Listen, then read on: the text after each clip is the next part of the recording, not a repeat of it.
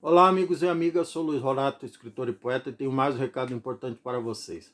Hoje eu vou falar sobre verdades e mitos. Não sei se vocês se lembram, nas últimas eleições, o cara que ocupa o cargo de presidente foi aclamado como mito. E faz todo sentido diante do desgoverno que ele imputou ao nosso país ao longo desses últimos 3 anos, sem qualquer perspectiva de melhorar. Porque o cara, como foi dito, e como ele se sente honrado, ele é um mito. A verdade é que ele não foi o primeiro mito a ser eleito no país. Infelizmente, não será o último. Quando foi eleito o caçador de Marajás, lá em 1990, a presidência da República, estávamos elegendo um mito, uma falácia, um embuste, uma pessoa de verdade, sim, provavelmente um bom pai de família, um bom marido, um bom colega de trabalho, um bom amigo. Mas quando se trata de uma pessoa qualificada para administrar um país, para gerar um país, para gerir um país do tamanho do Brasil, ou mesmo que fosse uma empresa com 30 funcionários, esse indivíduo é um mito. Por quê? Porque ele estava e continua desqualificado para administrar alguma coisa, por falta de experiência, por falta de formação adequada para tal, no mínimo um curso de administração de empresas, enfim. Então, tanto é que ele só ficou 2 anos no poder, fez tanta lambança que só ficou 2 anos, sofreu impeachment. Quando elegemos o Lula, elegemos o quê?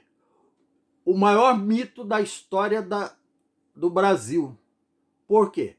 Porque é um cara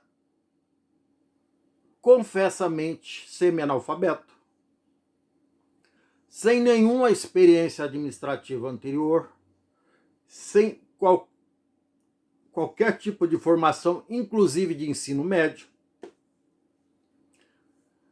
Ele foi eleito na condição de coitadinho, vamos dar uma chance para o retirante que veio lá, não sei da onde, de Pernambuco, de Garanhuns, para tentar a vida em São Paulo. E deu no que deu. Tem gente que acredita. Ele usou aquela estratégia da propaganda de guerra dos nazistas na época da Segunda Guerra Mundial, que uma mentira repetida 1000 vezes vira verdade.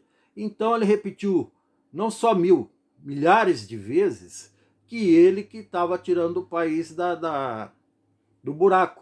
Na realidade, como eu já disse em vídeos anteriores, esse indivíduo que sucedeu o Fernando Henrique Cardoso, que este sim fez um excelente governo, ele estava colhendo o que o Fernando Henrique plantou. Então, vou exemplificar isso.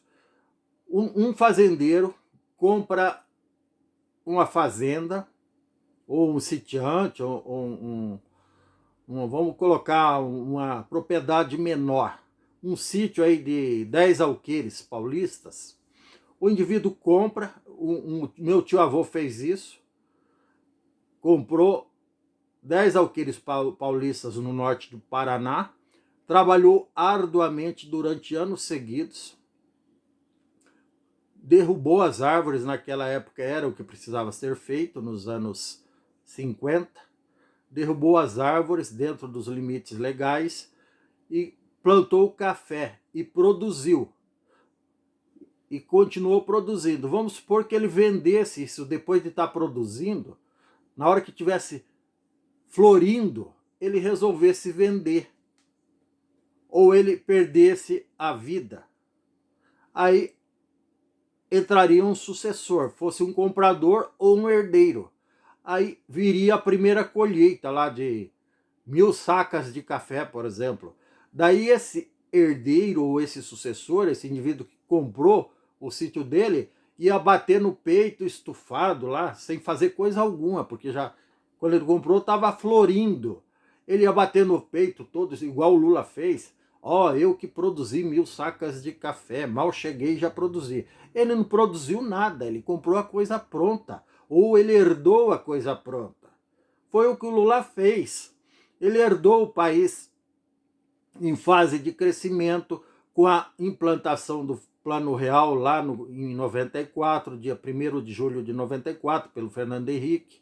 Ele já pegou o país em 8 anos depois, em 2002, já com a economia estabilizada, o mundo inteiro acreditando no país, com moeda forte, que é o real, com as empresas, os empresários crescendo, o desemprego diminuindo, o país criando políticas de habitação, porque com a extinção do BNH lá, com a paralisação do antigo Banco Nacional de Habitação, lá na época do Collor, o Brasil ficou alguns anos sem política de habitação. O Fernando Henrique criou uma nova política de habitação que o Lula trocou o nome para Minha Casa Minha Vida.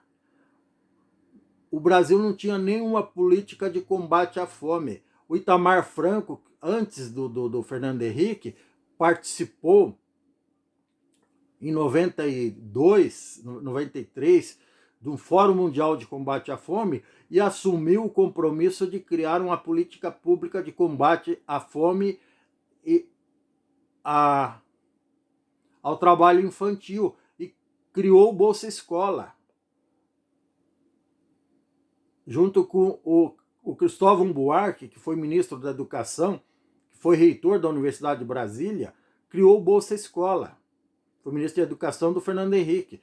E daí veio o Lula e trocou de nome para Bolsa Família. E daí ele disse que foi ele que criou.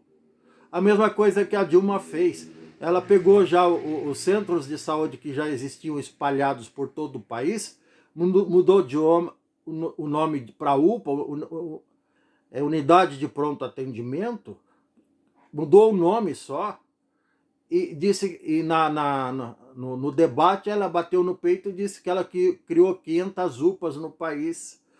Esse sujeitinho que aí está, ele também trocou o nome do Minha Casa Minha Vida para...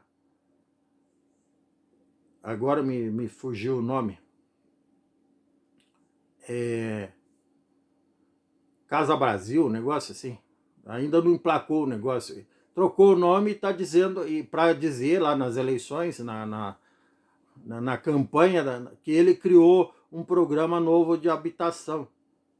Ele trocou o nome. Agora ele está acabando, ele está dando calote, aí conseguiu aprovar no Congresso e no Senado essa semana a PEC dos precatórios para dar um calote bilionário nas pessoas que têm direito, que já ganharam na justiça o direito de receber dinheiro do governo, para trocar o nome, e trocou o nome inclusive, para Auxílio Brasil, o nome do Bolsa Família. Ah, sim, lembrei o nome do programa habitacional, que era Minha Casa Minha Vida, ele trocou o nome para Casa Verde e Amarela. Então, é um mito. O cara que não tem ideias próprias, só troca o nome, não está preparado para fazer coisa alguma. É um mito, é uma falácia, é um engodo, é um embuste, é um despreparado. Não serve para administrar o país. E é por isso que o país vai de mal a pior, infelizmente.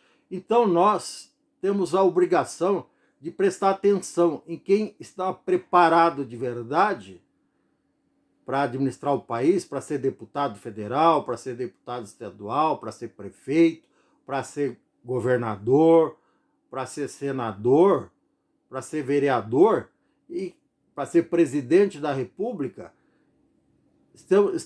Temos que estar preparados para estudar, investigar, pesquisar o currículo de cada um para ver quem é verdade e quem é mito. Senão a gente vai continuar votando em mito e o nosso futuro também não passará de um mito. Jamais será verdade. Tá certo? Abraço.